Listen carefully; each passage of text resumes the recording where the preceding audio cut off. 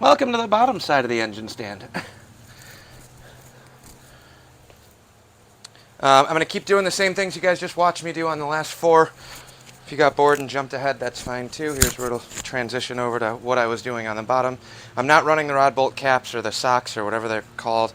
I had a couple vacuum caps I tried and then forgot one, so ditch that idea. It is a good idea if you're not careful, or if you've never done this before. I would recommend trying that first. But I've done this a couple times, never had an issue with that. Just be cautious. All the parts you're putting in, it's fresh bearings. Bearings are not hard, okay? They're not super durable. Do not beat on them. Do not flex them or twist them or anything like that. They're cut, machined, built, however that's done. Whatever the bearing geniuses that make these. Just allow things to work together and move without binding up. Actually just going to go ahead and hit all of these rod caps. I'll keep doing the rods individually, but all the caps at least. While I'm here,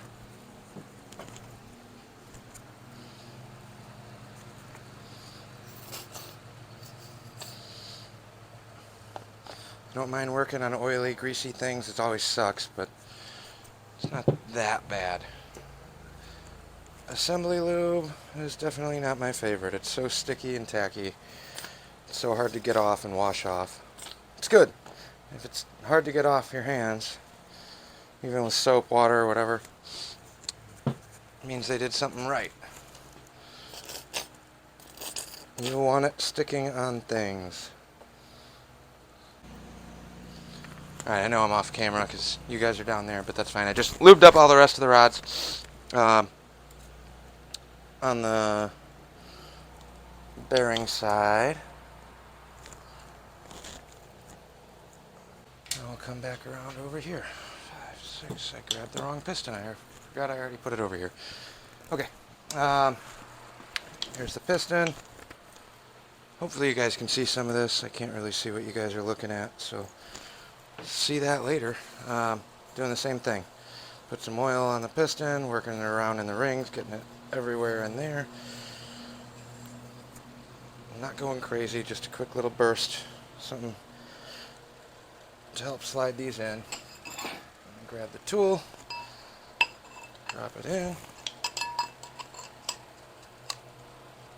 And again, now that you're down there, you can't see what I'm doing up top. But I'm just making sure all of those notches in the pistons are facing the back. So I got the number 5 piston. This is going to go in the number 1 hole. Queuing that up. And here's what I'm talking about in terms of where you would want that sock to stop this rod from coming down and banging into the crank. This banging on the crank journals, not good. But if you're down here and you got a hand on both, right now free floating, if you start pounding on this to drop it in and this is cocked or shifts at all, you're going to scuff the crap out of your crank. Really bad. If you reach underneath while you're doing this and support it, and you just give it some taps, bring it down nice and even.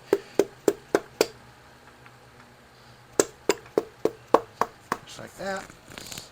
And then you bottom out on the crank, you're good to go. Didn't hit anything, didn't scratch anything. Goes in nice and easy. And come around. We're going to just thread these nuts on, like I said. Well, rod cap starts. Helps. I'm losing my mind here today. I apologize. Again, chamfered edge goes to the outside crank cheek. So in this case, the front.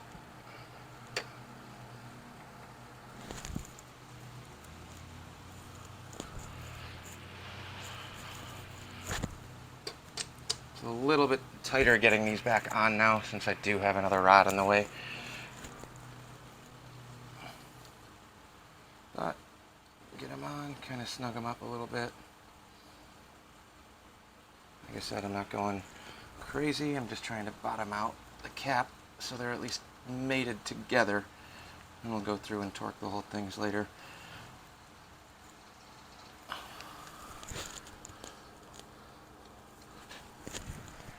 Some people will wind these down with an impact just to expedite the process. When you're doing fresh bearings, I don't really like doing that. It's really easy to make a quick mistake.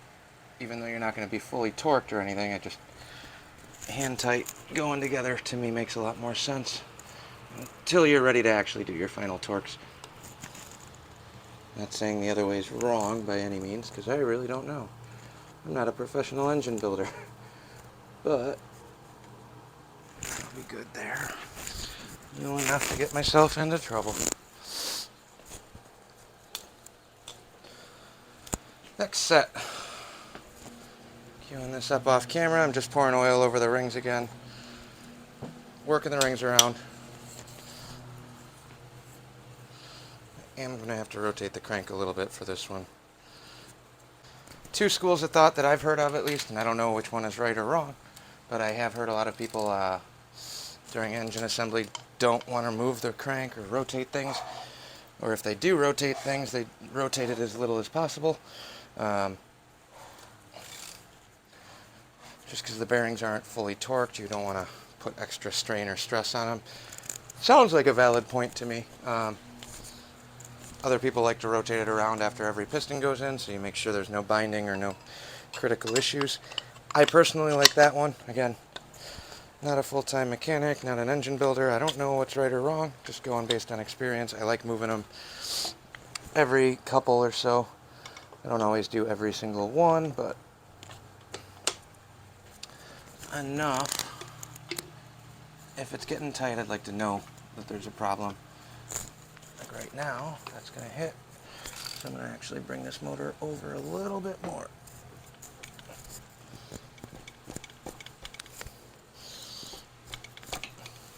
Right there. Just going to stay on the crank. Now, rod's kind of dangling here. So grab the hammer. Support the bottom so it's not going to hit anything.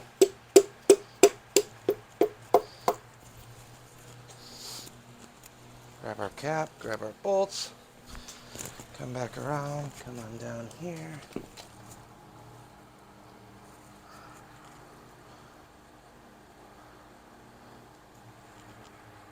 Again, chamfer side towards the cheek. Here's the chamfer.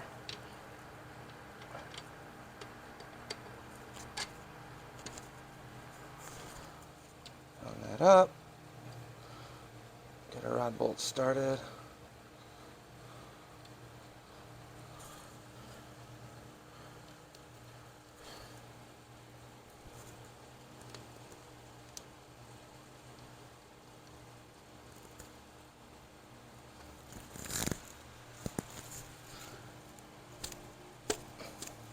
Trying to give you guys some info while I'm doing this. I'm not the best at talking through things while I'm working on them. I'm trying to get better at that. My brain's running at 100 miles a minute. Trying to figure out what to do with this or what to do next or what else needs to go on. Like right now I'm thinking about, oh, I didn't put the, did I switch this for the oil pump bracket? That's what's going through my head right now. But that's fine. Got two more of these to do. I know this is going to be kind of a lengthier video already. It's also really nice because looking back on the videos, I see how long things actually are. In my head, it's like, oh yeah, I'll pull a shovel head motor apart in 20 minutes. Felt like 20 minutes while I was doing it, but in actuality, I mean, not that it was that long, but again, my brain processes things differently, I guess.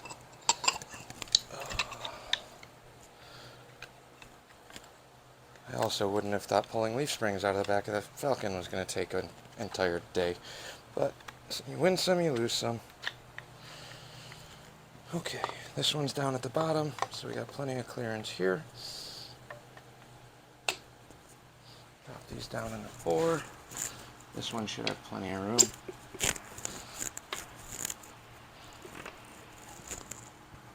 I'm off camera anyway. There we go.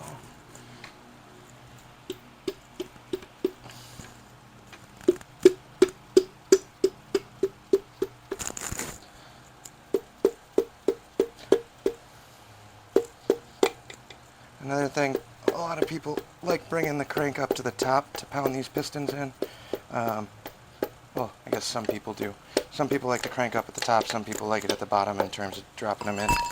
I personally like having them on the top. Have the journal of the crank sitting up top so you're not pounding it all the way down. I feel like the longer you gotta push the piston into the cylinder, the more room you leave to knock something or hit something or scuff something.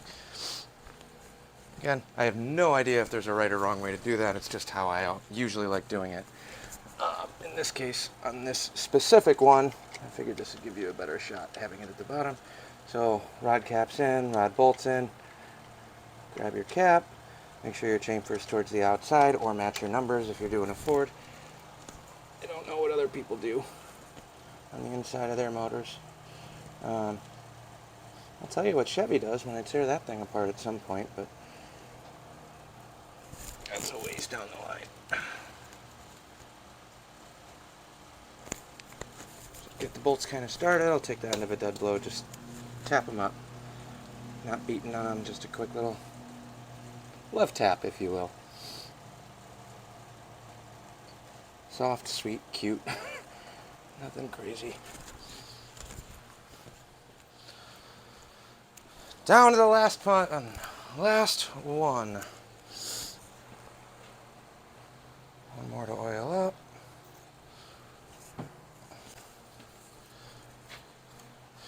I didn't realize how long this was going to take, so I'm probably going to split this one up into two parts. Kind of weird in that regard. I'll watch somebody work on something for an hour, hour and a half.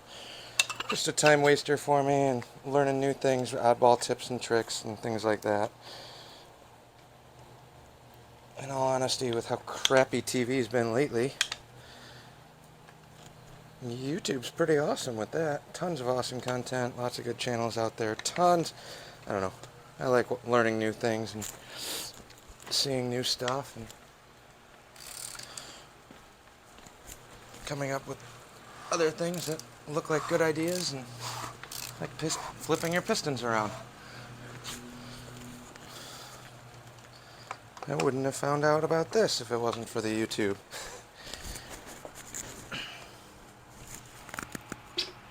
Alright. Last one. Again, just supporting the rod up here. I'm not going crazy.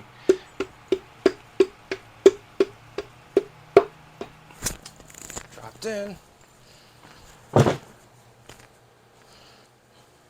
Caps are all good to go. And we'll just snug this up.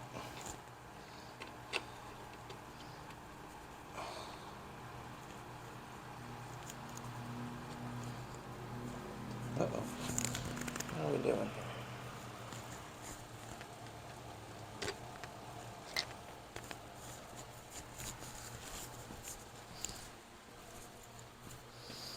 Oh. Not in bad shape, just slightly up in the bore. Just a hair.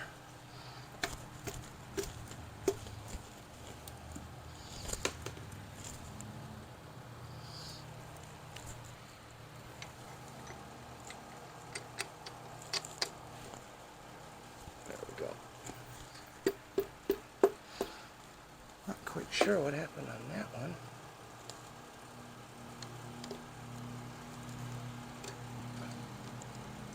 Oh, I lost my bearing shell. That's fun.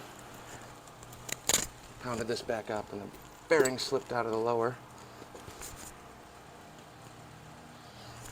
Not a big deal.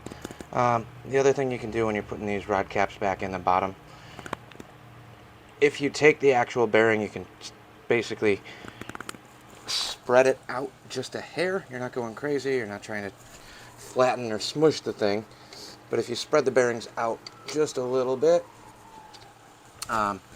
when you go to put them in, they will grab into the cap much tighter. You got less likelihood of dropping them or having them fall out. Like I said, I haven't had any of those except for the very last one, which would happen. But it's not usually needed. They usually tend to fit in there pretty good, especially if everything's clean. Do not do this with a bunch of oil and crap all over your rods. You do not want the rods moving around in that bore. The rod should rotate around the crank. You want the crank to spin smoothly inside of those bearings. You do not want the bearings turning. That's what happens when you lock up a motor. Or if it doesn't get enough oil, those bearings get hot and then they start spinning. So if you spin a bearing, as they say, you're not having a good day. You're basically saying that the motor didn't want to rotate smoothly within the bearing like it's supposed to. So we got all of our pistons in, loosely installed. Not too crazy. We still need to torque them. Now I usually like to just give it a quick rotate before I go about torquing everything down. Make sure there's nothing crazy binding up or going goofy. So as we rotate through the motor, everything feels pretty good. The other thing, if you are doing this for the first time and you want to verify that everything's okay, put one piston in, crank it over, make sure it feels smooth. Obviously, the force of brand new rings in a cylinder on one piston versus 8 pistons is going to be substantially lighter. So with every one of these pistons that you put in, it should get a little harder to turn the motor over. So if you got a crank in there and you've never put pistons in a block before, if you got just the crank or just the cam in there, you want the cam to spin nice and free. Okay? You want the cam to spin nice and free. You do not want resistance on this. This is brand new cam and bearings. I'm posting that video soon. I needed to do a ton of prep on this to get this to be like that. It was not a direct drop-in install like I was hoping it would be. The bearings with a brand new Summit cam was a little tight, but I'll go into deeper detail on that. Watch for that video if you're interested in that part. But you want the cam to spin super smooth and free. You don't want resistance on that.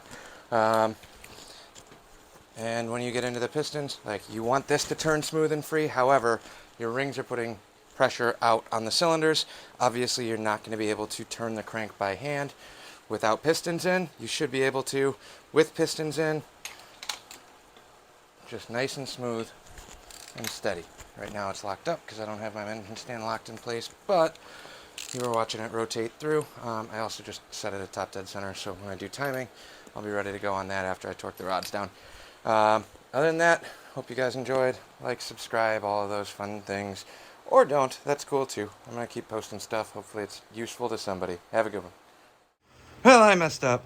Not really, but I got everything put together. Nothing major on the motor. Everything on that's good.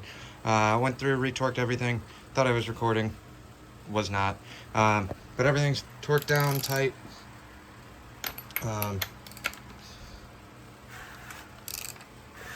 Functioning proper. Feels really smooth and good. So there's that. I will try and get a video of the oil pump and the oil pan soon here. Just a matter of when I can work on this next.